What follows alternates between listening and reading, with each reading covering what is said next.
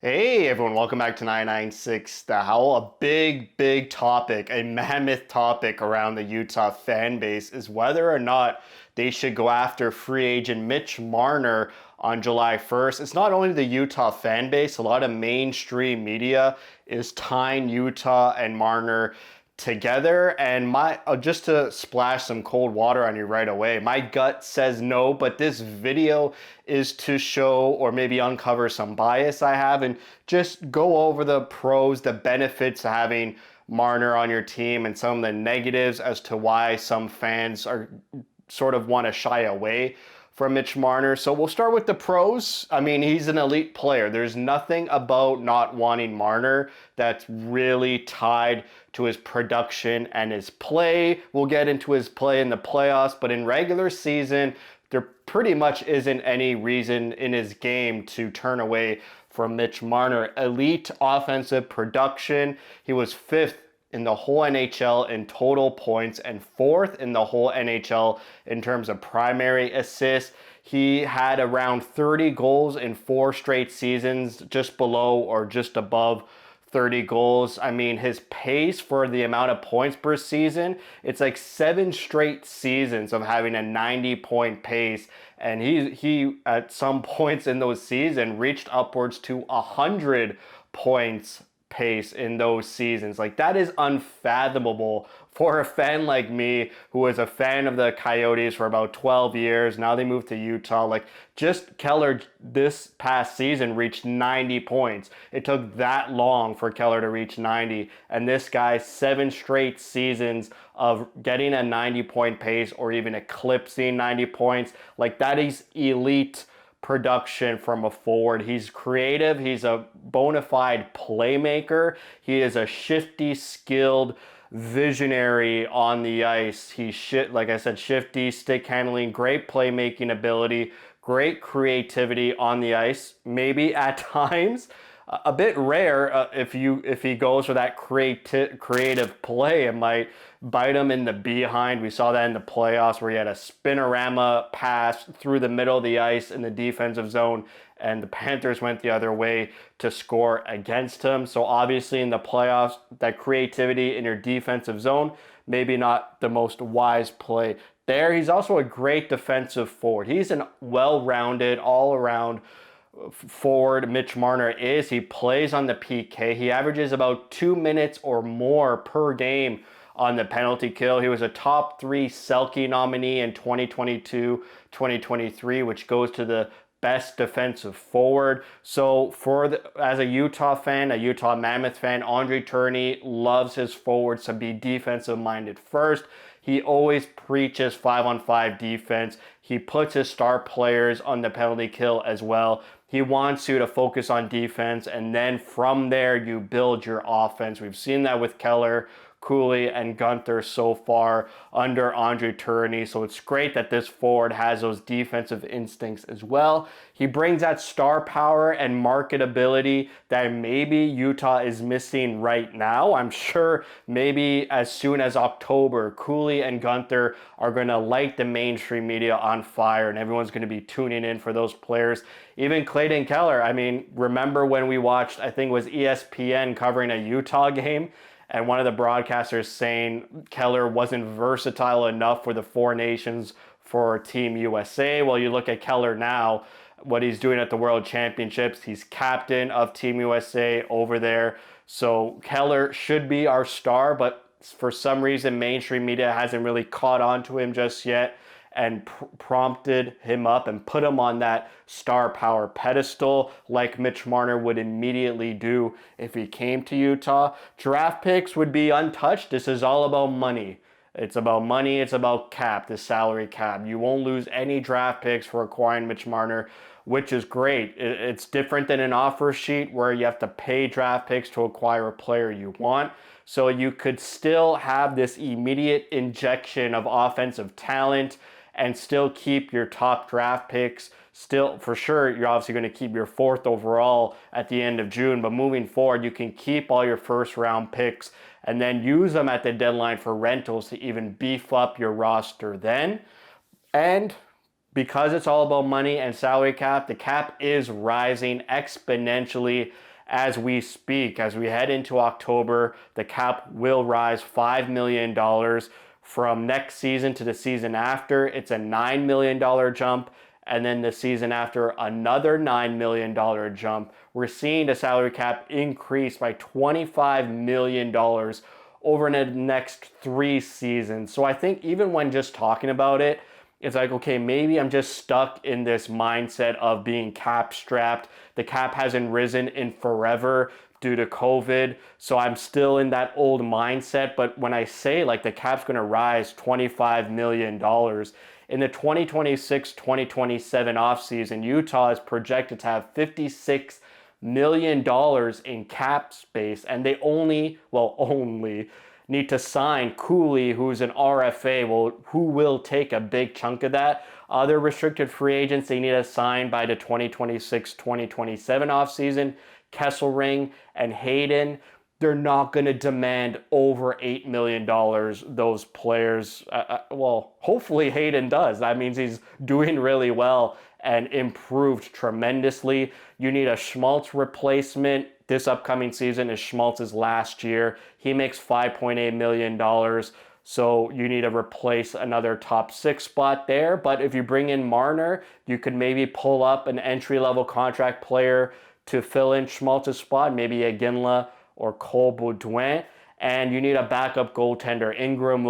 This is Ingram's upcoming last season, so you'll need to spend probably $5 to $7 million on a backup. So there's no like glaring raises and contracts you need to sign other than Cooley. And we'll get to the cons here, and Cooley's contract will be second last. So we go to some of the cons. His size. He doesn't have that playoff built type of player like Bill Armstrong wants and says all the time. Bill Armstrong is a size king. He wants his players well over 6 feet tall, and Marner is listed as 6 feet flat, but he wants you to play hard, compete, engage physically first, not shy away from battles and scrums. Like, you need to be hard to compete against physically, get into scrums. And the Western Conference is built differently than the East, especially the Central Division, which Utah is in. You're going to be battling the Avalanche and the Stars every single playoff year when you make the playoffs. Like, the Avalanche and the Stars aren't going anywhere, and they're heavy hitters. They're big body guys. I mean, we saw Coyotes versus the Avalanche in that playoff bubble round 1, where the Avalanche just totally decimated the Coyotes. They were so physical, and they beat you on the scoreboard as well. It was just like a David versus Goliath situation over there. The Stars, they just got Mikko Rantanen. They play heavy as well. They also have the skill. And Winnipeg, Minnesota, and St. Louis, they're no slouch either. They play hard. They play hockey the right way. It's not a flashy style of hockey that maybe you see in the East. In the Central, you got to be a big boy. You got to be pretty beefy in that division. A lot of people harp on Marner for his production in the playoffs. 12 goals in 70 career playoff games. That's on pace for 14 goals in a season.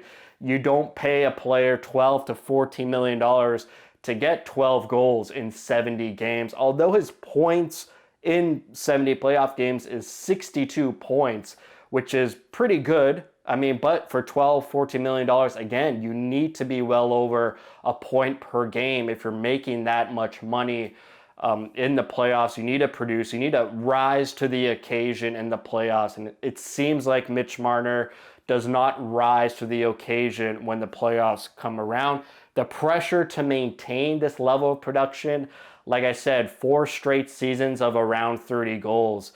7 straight seasons of a 90-point pace. If he gets lower than 90 points in any of the seasons with Utah, I mean, you're just going to wipe your hands and be like, that was a mistake. He needs to maintain that level of production, which is hard to do, and that's going to be an added pressure being a free agent, going to a new team.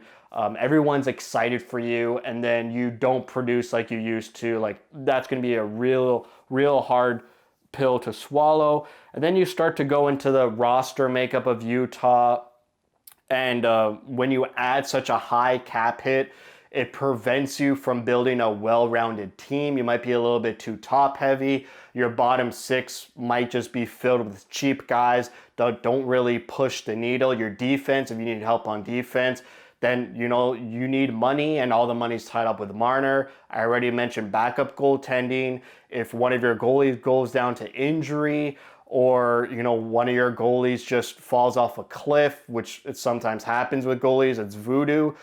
You need money to fix those problems, and when you give a guy such a huge contract, you don't have the money to do that, so you go for cheaper options, and then it doesn't really work, and it's like putting a band-aid over a scar instead of just healing the scar from the root of it, the root of the problem. You got similar players. Cooley and Keller are like Marner light. Like I'll talk about Clayton Keller. Let's say Keller is about 75% of Marner's skill. I think that's fair. Some people might say he's 80% of Marner. Some people might go as high as 85, 90. But Keller is 60% of Marner's cap hit. Like Clayton Keller only makes $7 million. If Marner gets 12, Keller gets 60% of Marner's money, and he just got 90 points this past season. If Clayton Keller continues to be a 90-point player, you're getting him for pretty cheap, 60% of Marner's cap hit. So that's another thing there. You don't really need Marner. If Keller plays the same way and he's just cheaper, you could get some other players to bolster your roster. Utah is missing a bull type of player up front in the top six. They need that 6'2", 3, 4, 5 McKinnon just sees red whenever he's on the ice and scores at will. That is the type of player Utah is missing up front. They got the shifty, creative playmakers in Keller and Cooley. They got the sniper and Gunther. You got the defensive mindedness, 5-on-5 play of Hayden. You got that secondary scoring of Schmaltz. Doan and McBain help out at the bottom six. They need a lot of help in the bottom six as well. So they're for sure, and everyone knows, and Bill Armstrong always talks about, they're missing that bull type of player, and Marner isn't a bull. He's just another Keller and Cooley, but better than them. So then you're pretty much just changing your whole trajectory of Utah. If you want to be a playmaking, creative, skill, small stature team, then you get Marner. If you want to be a big competitor, heavy team who competes, plays hard, which Bill Armstrong always talks about, then you're not probably going to go out and get Mitch Marner. And then Cooley's contract, he's eligible for a contract July 1st, the same day Mitch Marner is an unrestricted free agent. If you sign Marner to $12 to $14 million and don't sign Cooley right away, and you let Cooley play another season, and he's playing a full season with Keller or Marner, and he gets 80 or 90 points, what do you think Cooley's going to ask for? $12 to $14 million. If you sign Cooley the same day as Marner, it'll be a little bit cheeky by Bill Armstrong saying, okay, Cooley, we'll give you $8.5 million. Then you turn around the same day and give Marner $12 to $14 million. Sure, Cooley will be slighted. That might ruin the relationship there. But if you ever sign Marner and don't sign Cooley right away and let Cooley play, it's expected he's going to for sure eclipse 30 goals, 70 points Cooley is. You just made the same mistake the Leafs did with signing John Tavares to an $11.5 million. And then Marner, Matthews, and Nylander all got the same, if not better, production than the newly free agent Tavares. So they all demanded around the same money as John Tavares, and that's how they found themselves in this problem. Also the COVID and the flat cap issue, but you do not want to be in that position. You do not want to be handcuffed and look at your homegrown talent and be like, sorry, man, we can't give you Marner's money, even though your production this past season was pretty much Marner's production. Then you got Keller's raise in 3 years. Like I said, you make $7.1 million. 3 more years, if he maintains a 90-point pace, and you just gave Marner $12 to $14 million, Keller's your captain, he's going to want that money too. Or else you just literally did the same thing to your captain, to Keller, who's been through hell and high water with the Coyotes and now being a leader for Utah. Other things, Bill Armstrong has said a lot of things recently in interviews. He wants to win the winter, not just win the summer. There's a lot of teams who win the summer. Ottawa and New Jersey come to mind with their flashy offseason signings, and then they don't do much in the regular season. Bill Armstrong doesn't want to be that type of team. He also just recently said you have to be very, very cautious in spending money. He used very twice. So obviously it's on his mind not to foolishly just throw away money, even though his owner in Ryan Smith has the money and would be more than willing. Bill Armstrong has that sense not to just throw away money willy-nilly. And with the money you give to Marner, you could instead turn around and get two players like Sam Bennett and Nikolai Ehlers for that same, if not cheaper, than one Marner. And wouldn't you rather have Bennett and Ehlers on your team and a well-rounded team for the same price as one Mitch Marner? That's something you got to think about as well. So I think after making this video, I'll still stick with my gut that they shouldn't do it. But again, he's a high priced free agent, a high quality free agent, and it can't just be as easy as, no, we'll turn away from him. Like, this doesn't happen often, that such a high quality player is there for free for just money. It's a big discussion, and I'm sure a lot of people would rather go get him. So it's definitely a heated topic, and we'll see what happens in about 5 or 6 weeks when July 1st comes around. So that's it for me. Thanks for watching. If you like, receive, spread the word. And as always, thank you for your support.